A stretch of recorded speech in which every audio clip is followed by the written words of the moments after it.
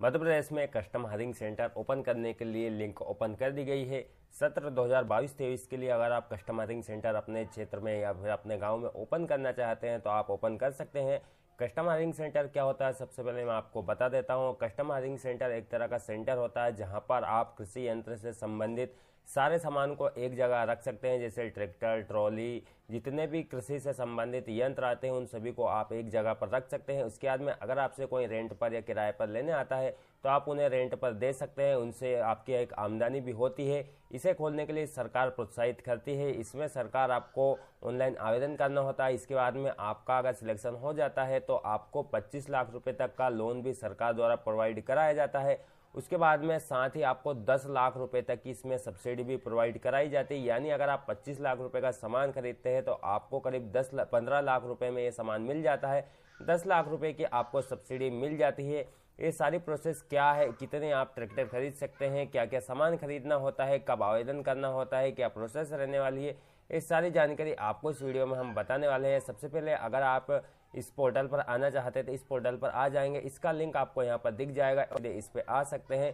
यहाँ एक बार आपको ये जो लिंक चलती हुई दिखाई दे रही है, अगर आप इस पर क्लिक करेंगे तो आपके सामने कुछ इस तरह का एक नोटिफिकेशन इसका जो आया हुआ है ये आपके सामने खुलकर आ जाता है। जैसे 29/8/2022 का नोटिफिकेशन आया हुआ है। इसमें लिखा हुआ है निजी क्षेत्र में कस्टम हायरिंग सेंटर स्थापित करने हेतु तो आवेदनों की आमंत्रण सूचना 2022-23, यानी अभी जो सत्र चल रहा है इसके लिए इसके आवेदन ऑनलाइन चालू कर दिए गए हैं।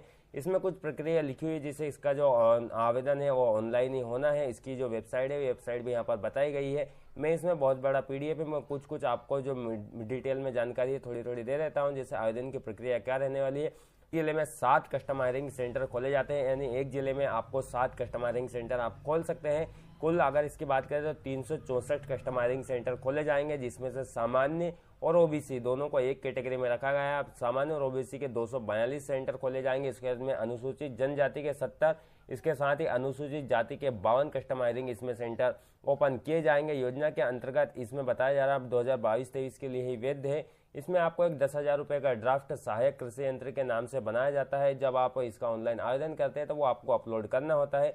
इसकी जो प्रक्रिया यहाँ पर बताई गई, आवेदन की अवधि 1 सितंबर यानी आज से 1 सितंबर 2022 से 12 सितंबर 2022 तक इसके ऑनलाइन आवेदन किए जाएंगे। लॉटरी की जो प्रक्रिया है 14 तारीख को दोपहर 12 बजे संचालित की जाएगी। इस तरह से आप इसका जो पूरा नोटिफिकेशन है आप इसे पढ़ सकते हैं।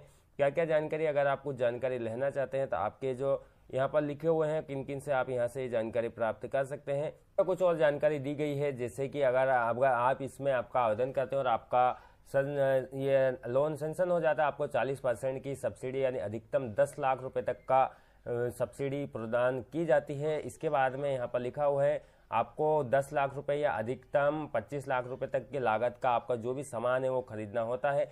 बैंक ऋण के आधार पर केंद्र स्थापित किया जाने पर ही अनुदान मिलेगा, यानी आप बैंक से आपको लोन लेना होगा, उसके आधार पर ही आपको सब्सिडी प्रोवाइड की जाएगी। आप खुद से अगर पैसा लगाते हैं तो इसमें ऐसा नहीं होने वाला है। इसमें वस्तु की बात करें तो वस्तु क्या क्या रखनी होती है, जैसे श्रेणी ए में अनिवार्य रूप से रखे जाने वाले यंत्र, यानी ये यंत्र तो आपको आपके सेंटर में स्थापित करने ही होंगे, जैसे एक ट्रैक्टर, एक प्लाव या हैरो, या फिर आप एक रोटावेटर, एक कल्टीवेटर, एक डिस्क, एक सीड कम फर्टिलाइजर ड्रिल अथवा अन्य ट्रैक्टर चलित बुआई यंत्र कुछ भी रख सकते हैं। एक ट्रैक्टर चलित थ्रेसर अथवा स्ट्रा रीपर, यानी जो 6 यंत्र आपको दिखाई दे रहे हैं इन 6 यंत्र को आपको रखना अनिवार्य है।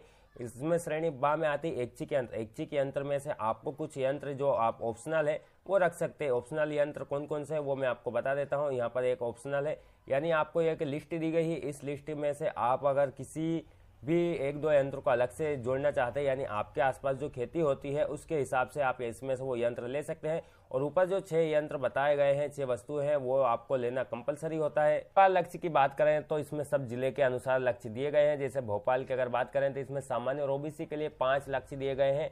अनुसूचित जाति और अनुसूचित जनजाति का 1-1 लक्ष्य है, टोटल 7 लक्ष्य हैं। इसी तरह से सभी जिले में जिले के हिसाब से दिए गए हैं। आप अपना जिले का यहाँ पर देख सकते हैं, पूरे 52 जिले के लक्ष्य दिए गए हैं। कितने कितने हैं आप अपने जिले के हिसाब से देख सकते हैं कि आपके जिले में कितने लक्ष्य आए हुए हैं। डॉक्यूमेंट वेरिफिकेशन के लिए इसमें बताया गया है आप किस संभाग से हैं, आपका किस तारीख को डॉक्यूमेंट वेरिफिकेशन किया जाएगा वो आप यहाँ से देख सकते हैं।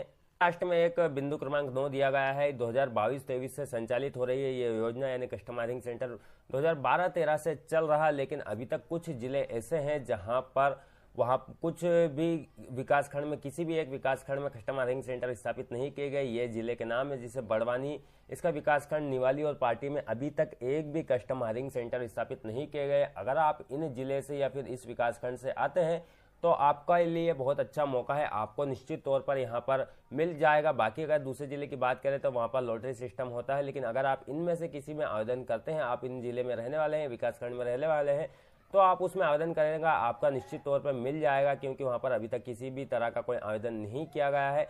अब नेक्स्ट वीडियो में मैं आपको इसके आवेदन के प्रोसेस बताने वाला हूँ कि किस तरह से आप आवेदन इसमें कर सकते हैं, डॉक्यूमेंट लगने वाले हैं, सारी जानकारी आपको नेक्स्ट वीडियो में मिलने वाली है।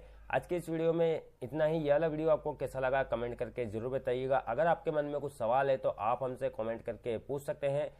वीडियो पसंद आया तो वीडियो को लाइक, शेयर और चैनल को सब्सक्राइब करना ना भूलें। धन्यवाद।